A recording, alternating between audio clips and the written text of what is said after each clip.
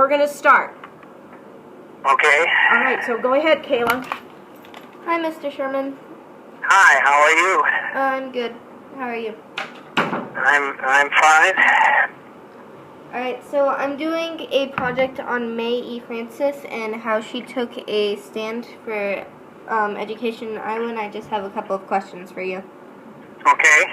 My first one is, can you provide some historical context about education in Iowa leading up to Mae Francis's election as the state superintendent? And what do you see as educational issues at the time?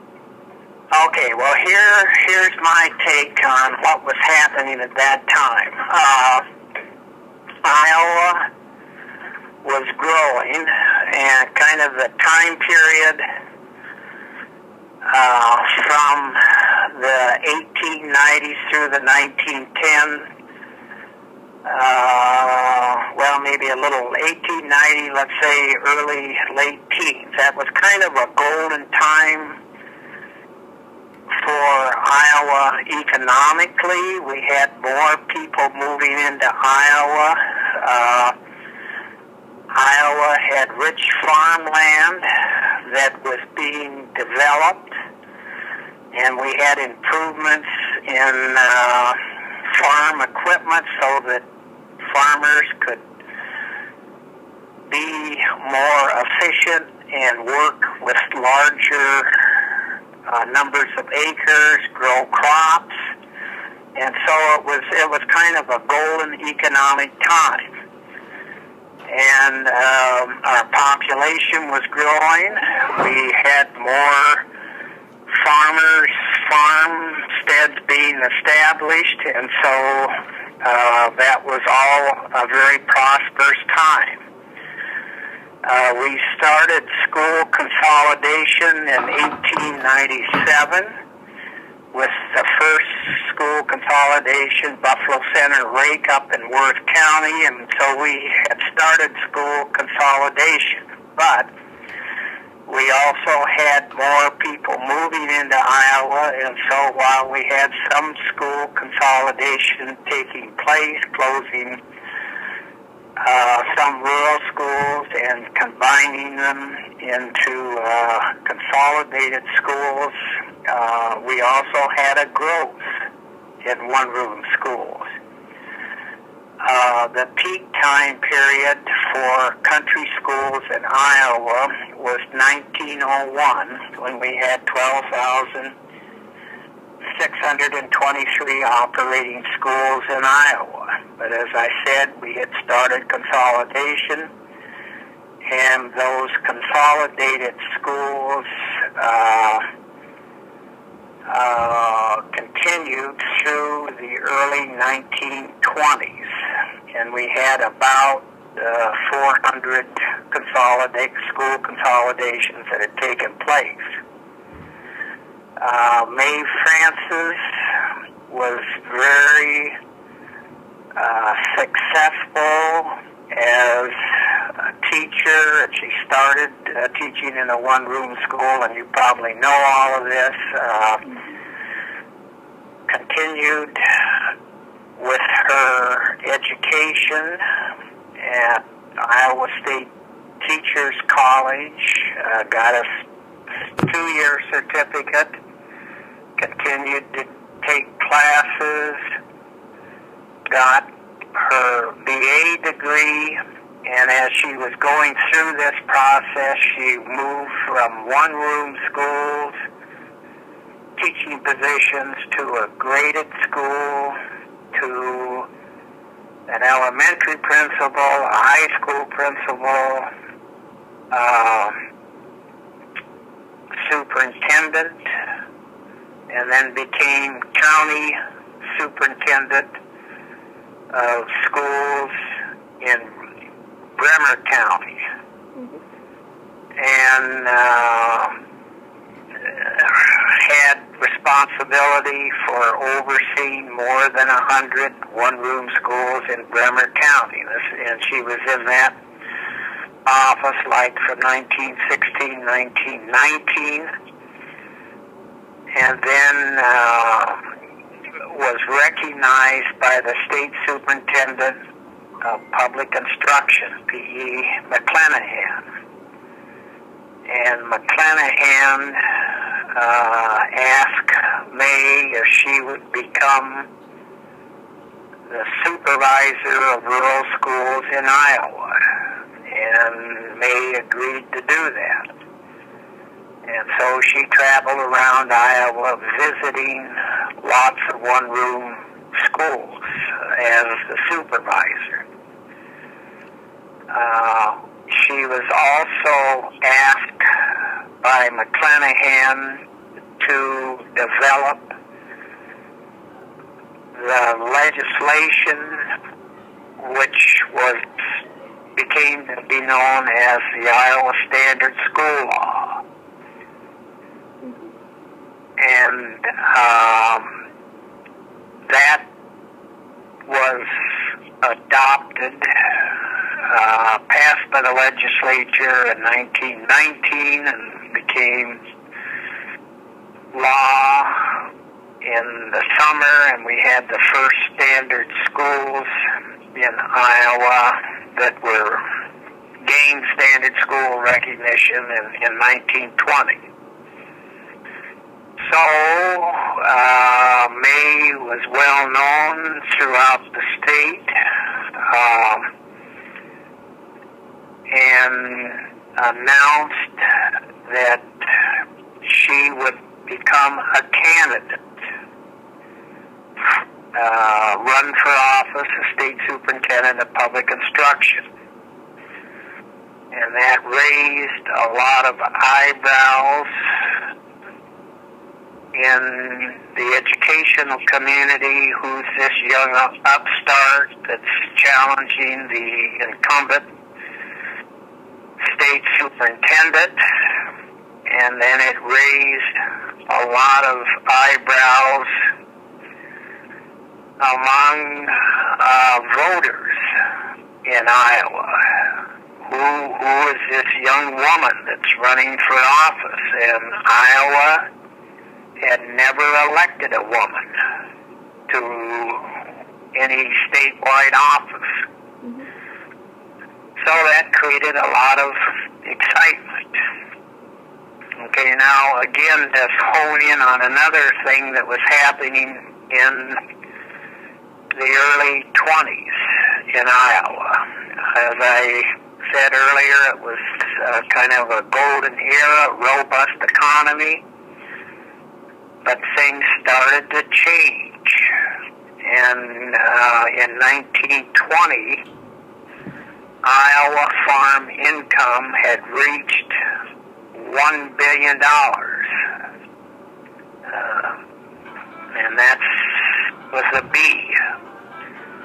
But by 1922, farm income had declined to 333 million. So we had this huge drop in farm income. Mm-hmm. As a backdrop to the election. One of the major issues, well, probably the most important issue in the election when May Francis ran as state superintendent, was what to do with all these one-room schools. There were three candidates in the Republican primary. P.E. McClanahan, who was the incumbent state superintendent, had hired May Francis. He was running for re-election, and then another man, E.G. Booth, who was the director of vocational education for the Department of Public Instruction. He was a candidate. So we had these three candidates running in the Republican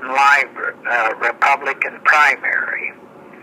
And the issue was what to do with the one-room schools. That wasn't the only issue, but it was probably one of the most important issues.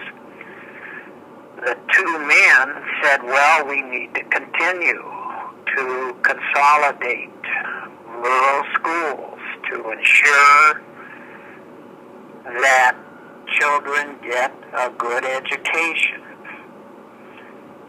May Francis said, no, we can't do that because farmers can't afford to pay higher property taxes to build more expensive consolidated schools.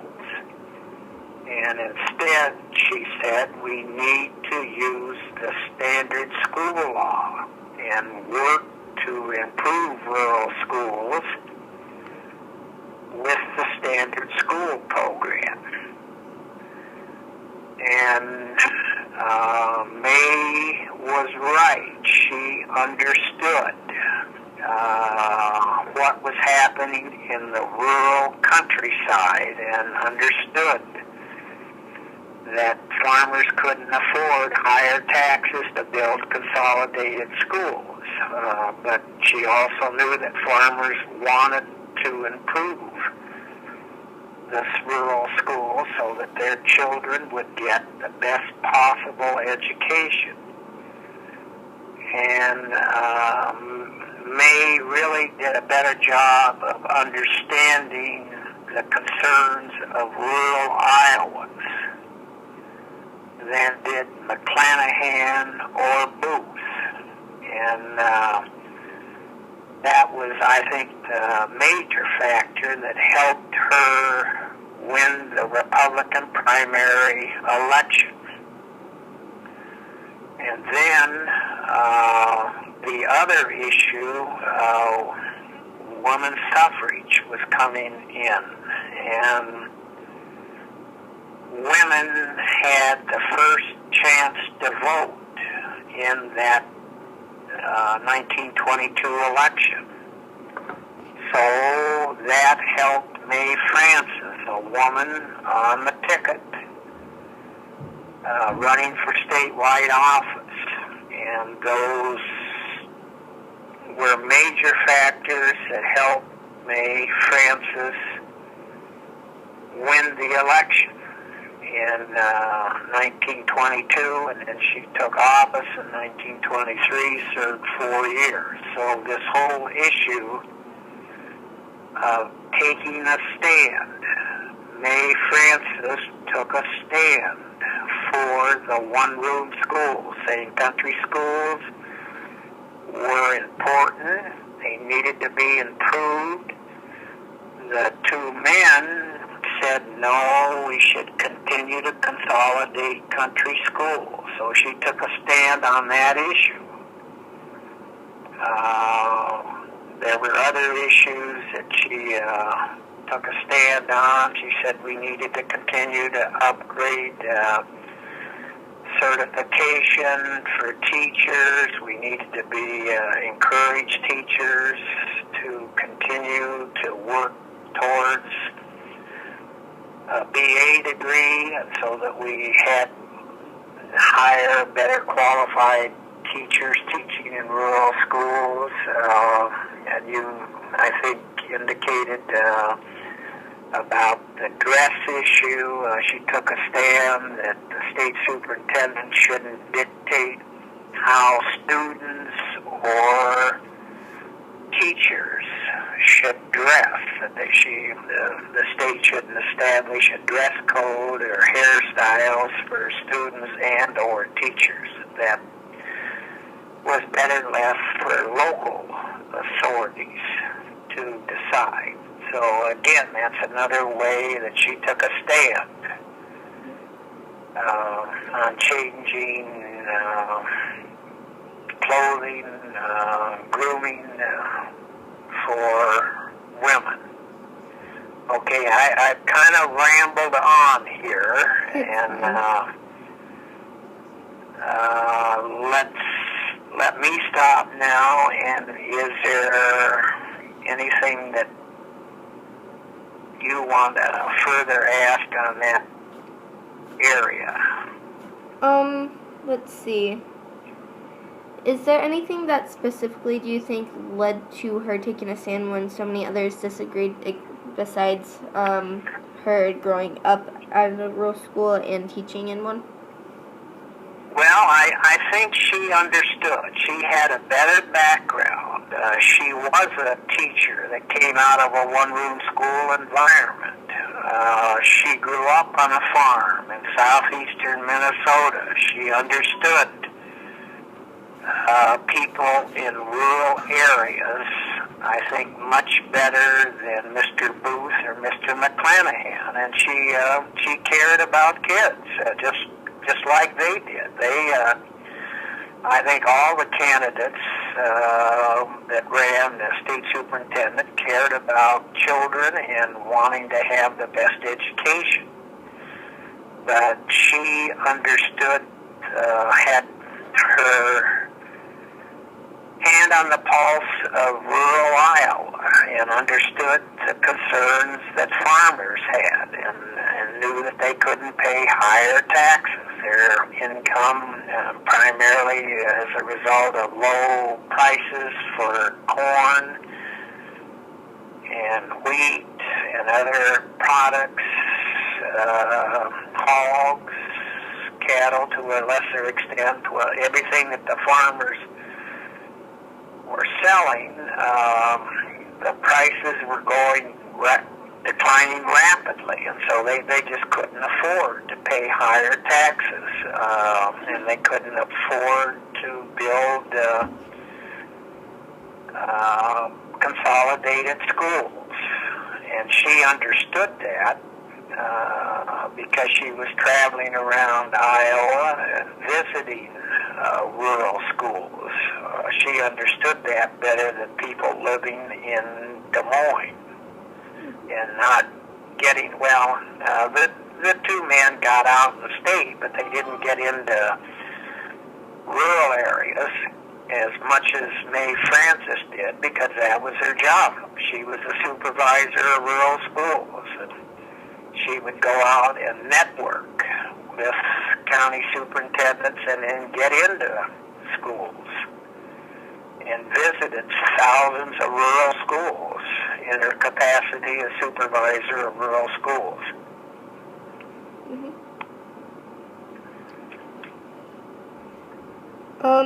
Do you think there were any specific social, economic, and political impacts on her work as state superintendent of public instruction?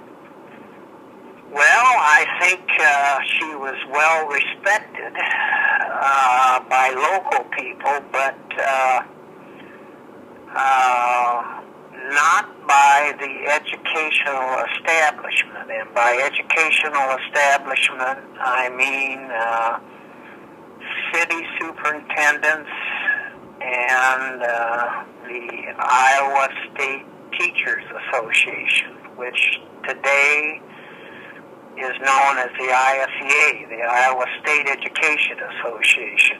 But then they were the Iowa State Teachers Association, and they weren't controlled by teachers. They were controlled by school superintendents. And then the ISTA was one of the major lobbying groups, and they controlled the Department of Public Instruction.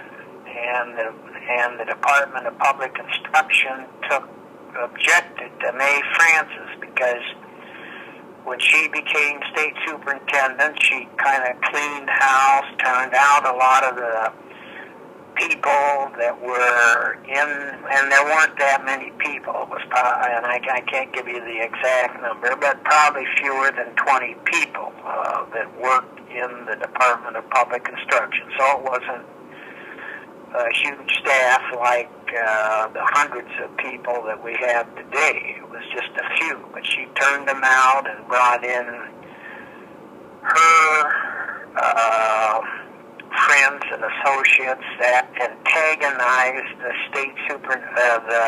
Iowa State Teachers Association and Mr. Pye, Charlie Pye, who, and I think that's P-Y-E, he was executive director of the Iowa State Teachers Association, he got upset and he decided they needed to get May Francis out of office so the educational establishment could take control again. So he went out and recruited another candidate to run against May Francis.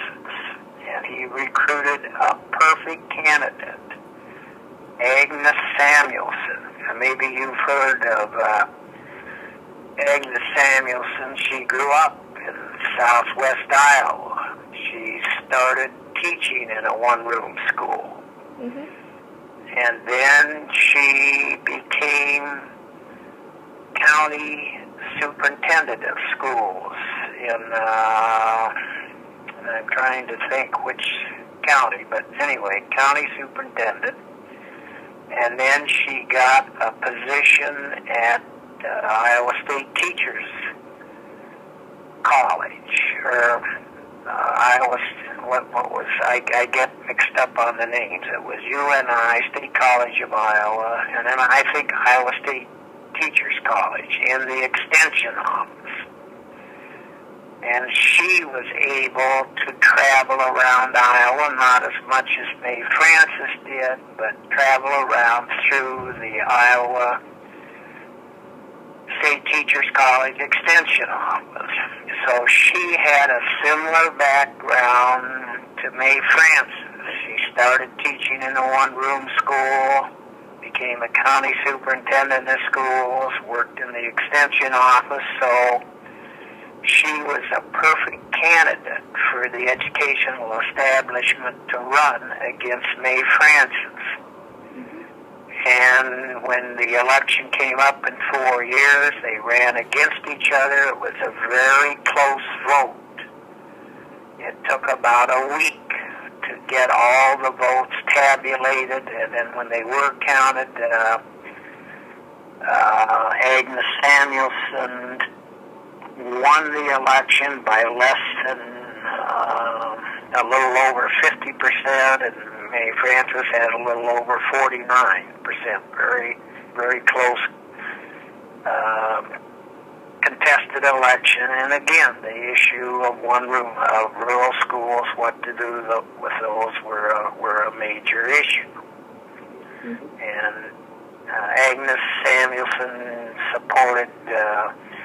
Well, she understood the issue of rural schools, and she supported the standard school law, but she said we need to continue to make a greater effort with school consolidation. Okay, I'll stop and... Thank you. Any... Yeah, so in what way did May Francis take a stand with the state superintendent? How would you summarize her term as the state superintendent of public instruction? Well, it was kind of a rocky term because she had this division that people supportive of rural schools supported her, and the people that wanted further consolidation were opposed to her. And the city superintendents and the leaders of the Iowa State Teachers Association were opposed to her because they had lost control. They no longer controlled the state Department of Public Instruction. They lost control, so they were opposed to May Francis. They wanted to get her out of office and get somebody in that they could work with and have more influence. And I'm not saying that Agnes Samuelson was simply a puppet for the educational establishment, but she was receptive and they worked together. Where May Francis was kind of an outsider and didn't work together as well with the state superintendent of public instruction, with the state school establishment, as did Agnes Samuelson. What would you call her most important legacy, May Frances? Well, I think her most important legacy was she wrote the proposal for the standard school law, and then wrote the implementing standards. How are we going to implement the standard school program in Iowa? What are the criteria that we're going to use for local schools to work with to try and qualify for standard school recognition? So I think that was one of the important things that she left. But in addition, as we go beyond Iowa, May Frances left when she was defeated. She taught at the community college, Ellsworth Community College in Iowa Falls, and then for 3 years left Iowa, went to the University of Texas, and earned her PhD degree. And then, and again, that was pretty uncommon for a woman to have a PhD degree in the 1920s. But then she went to Washington, D.C., and one of the books that I mentioned to your teacher was the Biography Dictionary of Iowa. And the authors were David Hudson, Marvin Bergman, Lauren Horton. And in that book, the Biography Dictionary of Iowa, I wrote an essay on May Frances. And if you could get access to that book, and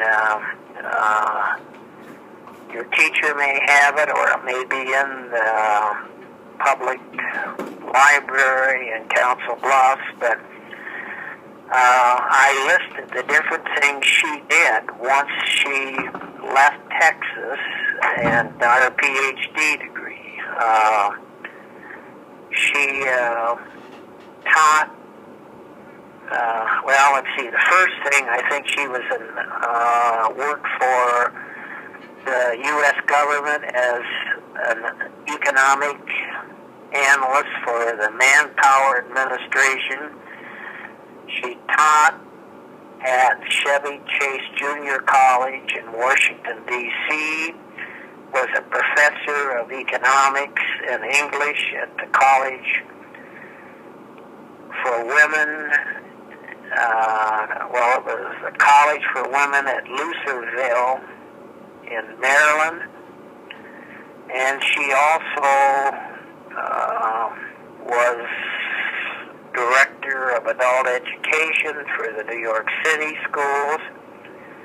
And then she became an author. She wrote a variety of books, including 2 civics textbooks published by the Iowa Department of Public Instruction.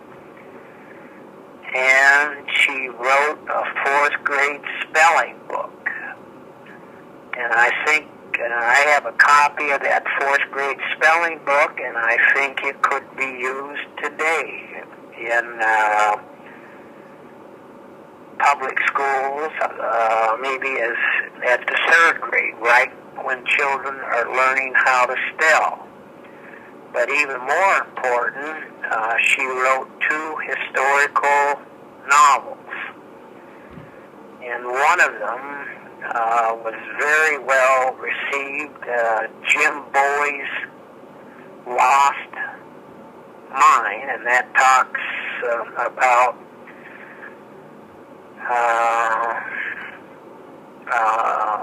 well, it's kind of it's a novel set in the state of Texas, and she was able to learn about that while she was going to school at the University of Texas and working on her PhD degree. And that book was published in 1954, and I think maybe if you Google it, Jim Bully's Lost Mine, through Amazon, and put in May Francis, I'm guessing maybe that might show up.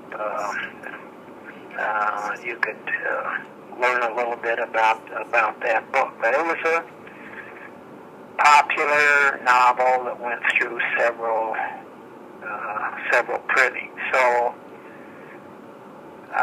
she was a remarkable woman in my point of view that really has not received much recognition. And you ask people who the first woman, the name of the first woman elected to statewide office in Iowa, nobody knows. She's a forgotten historic figure, I think.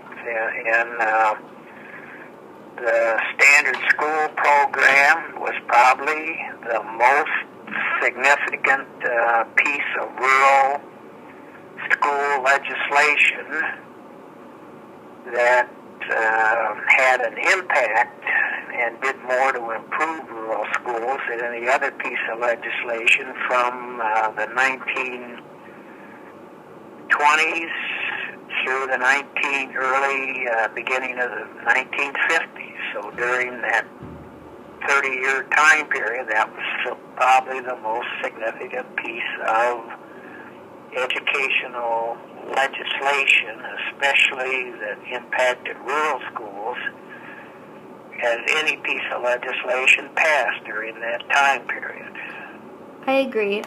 So I have to go soon, and I just have one more question, which is, from what I've read, the Stand on Rural Education caused debate at the state level.